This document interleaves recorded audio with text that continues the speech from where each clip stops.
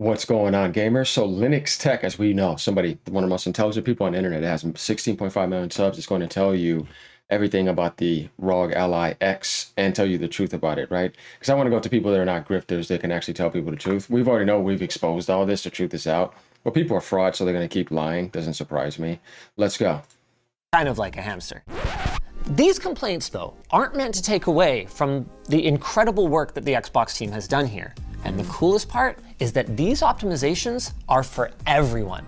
If you want to try the Xbox full screen experience, you can do it right now. No purchase necessary. And I would recommend at least taking it for a test drive. It's pretty slick, and if you've used the Xbox app before, it should feel pretty familiar right out of the gate. Except for the extra benefit of having all your games in one location now, regardless of where they were purchased. Kind of feels like a way better version of what Microsoft tried to do with that cool games folder on Windows Vista. It's not perfect. I mean, just because you aren't using the Steam interface doesn't mean that it doesn't need to run. So waiting around for Steam to launch and then dismissing all the annoying little pop-ups the first time you fire up a Steam game, that's a distinctly Windows experience here. But the only other real issue we encountered with the full screen experience was occasionally the UI would get randomly stuck and then all of our inputs would action at once. Why would you launch it like that? Didn't Digital Foundry say that was a problem? They still wouldn't have launched it anyways. I don't know why, because they don't give a damn, and made it overpriced. Still gaslighting and trying to brainwash people, telling them it's an Xbox when we know it's not. It does seem to happen less once the device has been running for a while, and we expect this to improve over time, but it is something we saw, so it's something we have to mention. Other than that, it is shockingly polished and complete feeling for launch software. Social features, store, cloud gaming, Game Pass. I mean, thanks to Armory Crate's overlay, you've even got things like built-in performance monitoring. The only major thing missing is Xbox games. Modern ones, no problem. Cross-platform Play Anywhere licenses have been common for years now. But if you have a big digital library of older Xbox games, I'm sorry to say that a bunch of them will not. He said 559 games owned and only 25 aren't supposed to play anywhere. Run on this device. And there were plenty of comments on Xbox's reveal video asking, okay, well, how is this an Xbox then? And the truthful answer is, I don't know. But, I mean, given that all it is just a mode for Windows 11 that happens to be launching on these new devices that have Xbox branding. Somebody this intelligent, by the way, that grew, not deceiving people, 16.5 million subscribers. We all know this guy is a true tech expert and a true PC gamer. He's not a fraud. On them. Maybe that shouldn't be a surprise, except that Microsoft kept shouting, Xbox! Xbox! Every time the subject of ROG Ally 2 came up. So this is a completely self-inflicted wound. On the subject of the Ally. Ooh, another person that has millions of subs telling you, a true PC gamer, not a fraud or a grifter. Look at this. This guy's telling the truth. The sun is bringing you the truth too, and he's telling you, these guys are frauds. They're all frauds. Only like less than 0.1% of the gaming community over there stuck in a mentally disordered and emotionally disordered monster mash, I guess. You know what I mean? Because it's pretty obvious how fake these people are. Like I said, that's why I will never do anything with you again. Ally 2. Sorry, excuse me. I mean, ROG Xbox Ally Get your X. ass roasted. Let's talk about the hardware. This is a generational leap, both in terms of the internals and in terms of the design, with the most obvious change being the ergonomics. Let's start with the most controversial change, the angled screen. I was pretty skeptical about this one, but after using it for a week, I gotta give them credit.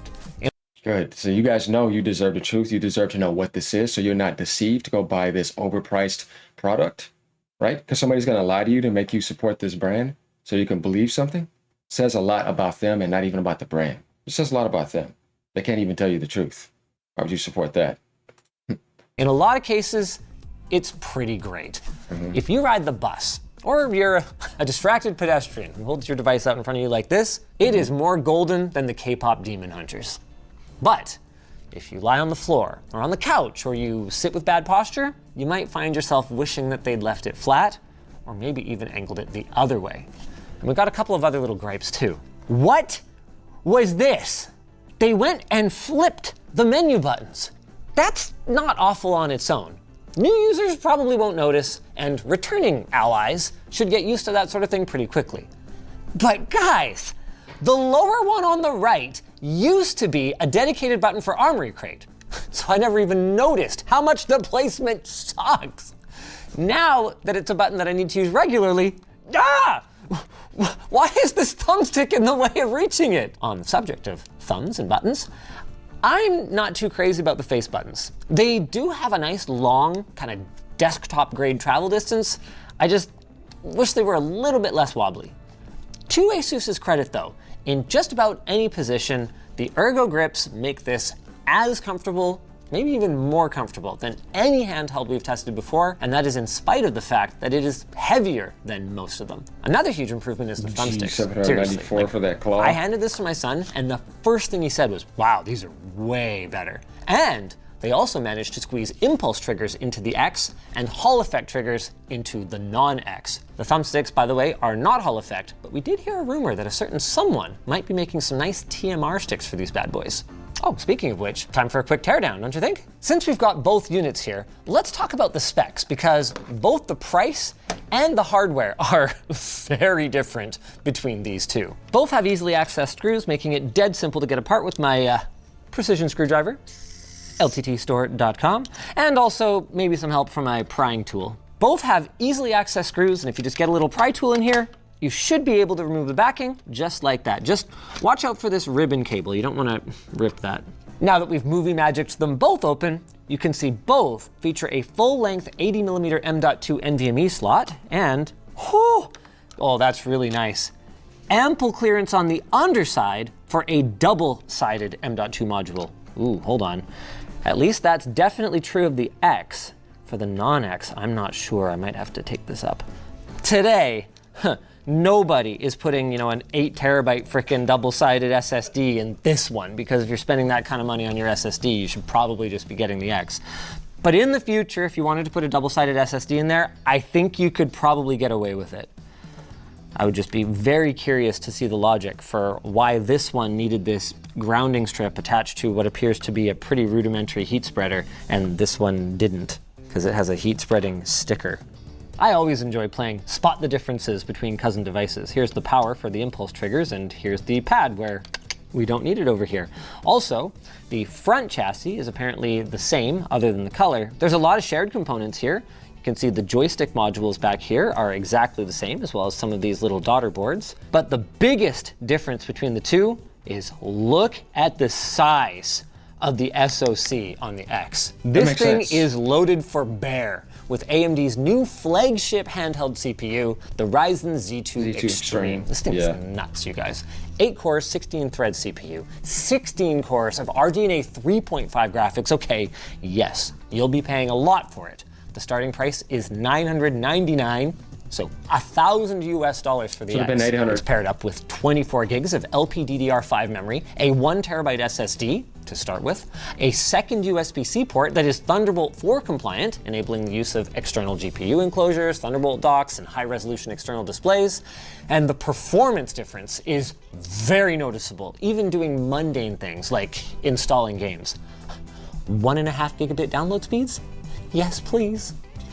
As for the non-X, I don't know what to call this thing other than a massive disappointment. Guys, do not let AMD's bullshit naming scheme fool you here.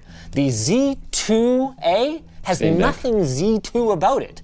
This chip is essentially a mini update of the same Aerith processor that first launched inside the Steam Deck 3.5 years ago. I mean, sure, they juiced it with another 5 watts of power, but guys, this is Zen 2 and RDNA 2. Neither of which would be a huge problem if it was priced right, but as it stands, you can get a Steam Deck or even a Steam Deck OLED for less than these things. And then, if you love Windows handheld mode so much, you can just install that on it, making this Xbox a pretty tough sell unless there are some surprises when it comes to performance.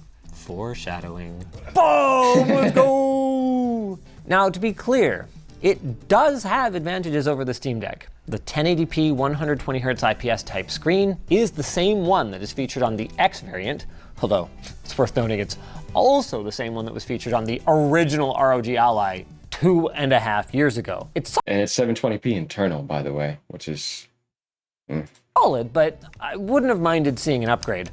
With that Yeah. said, the non-X is going to struggle to drive that resolution anyway, especially in more demanding games. Bringing us perfectly to performance, where, surprisingly, the extra 5 watts gives the Xbox Ally a roughly 22% advantage over the Steam Deck in Cyberpunk at 720p. Huh, maybe this thing deserves to exist after all. And even at 15 watts, it still manages a 10% uplift in average FPS. So you see, you have to do 720p. You can't do 1080p on that screen. Yes, likely thanks to its faster memory. Don't get too excited though. While that percentage sounds pretty big, we're still only talking about 3 to 6 FPS more, so it's unlikely that it's going to be the difference between completely unplayable and smooth in demanding titles. Yeah, that's what not really is anything. though is upgrading to the Xbox Ally X. Yeah. Would you look at that? Once again, though, the advantage over the last generation Ally X is less than we'd like, especially since it's sucking back more juice to get that extra performance. As for the rest of our games, the general trend continues, though it is notable that in Grid Legends, MSI's Claw 8 AI Plus manages to marginally beat the Xbox Ally X, and the same goes for Shadow of the Tomb Raider, where it tops in averages but loses in the all-important minimum FPS. But come on, most of the devices we're looking at can do 1080p, not 720p, so why are we limiting ourselves? Well, for the same reason that Valve wisely opted for a 1280 by 800 pixel panel on the Steam Deck. See, only the Xbox Ally X and the MSI Claw managed to maintain console-like performance, reaching a consistent 30 FPS gaming experience in Cyberpunk. And for the For the medium settings and all that stuff, yeah, that's... Claw, the story's not all $1,000, positive. hell no. It was the reason that we couldn't include Red Dead Redemption in our results due to the anomalies that made it impossible for us to compare it to our other devices. Keep trying, Intel. I do really mean that though. Then in the rest of the games, the story remains much the same. Now that the Xbox Ally X can really flex its more powerful GPU, it crushes the old ROG Ally X when both of them are running in their maximum power profile. But there's an interesting subplot here that emerges when we turn down the power profiles. We found that running the new Ally X in the lower 17 watt power profile yielded about the same performance in Cyberpunk as the old Ally X at full power. And that's no one-off. We got similar results in Shadow of the Tomb Raider as well. That means that while both the ROG Ally X and the ROG Xbox Ally X might have the same 80 watt-hour capacity battery, you can expect a lot more real-world playtime out of the ROG Xbox Ally X if you typically game at 1080p without compromising on performance. By the way, can I take a moment to offer some constructive criticism on the naming of these new consoles? Microsoft, you couldn't name your way out of a wet paper bag, but we already knew that, so Asus. It's you that I'm truly disappointed in. Yep. This is the Ally X2, and it really would have made everyone's lives better if you had just called it that. My man. Game over. Again, like I said, I'm gonna bring you the truth. Every video you're gonna watch of me, the most intelligent people are gonna tell you this is a PC ROG Ally 2. It's not an Xbox. The only way you're gonna see this retarded behavior is over there by people who used to be Xbox fanboys that went to PC, or people who are in the Xbox community. You will see it nowhere else in the world because nobody else is this stupid. And the sad part is it's less than 1% of the gaming community now. Anywho, bad names aside, the icing on the cake here is that No, that needed to be said. for the sake of compatibility with our benchmarks automation tools, we actually ran all of our tests in Windows desktop mode, not in the Xbox full screen experience. So when you bring one of these home, I would bet money that they run even faster than the results we've shown today. How much faster? That seems like the sort of thing that the Fox would investigate. So I'm just gonna optimistically link to his channel in the video description. He does great videos on handhelds.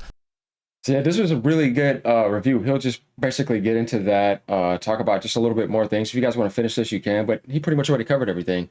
So once again, this is me bringing you another angle from somebody else, telling you something, and we know Linux is the internet of tech reviews and a PC gamer.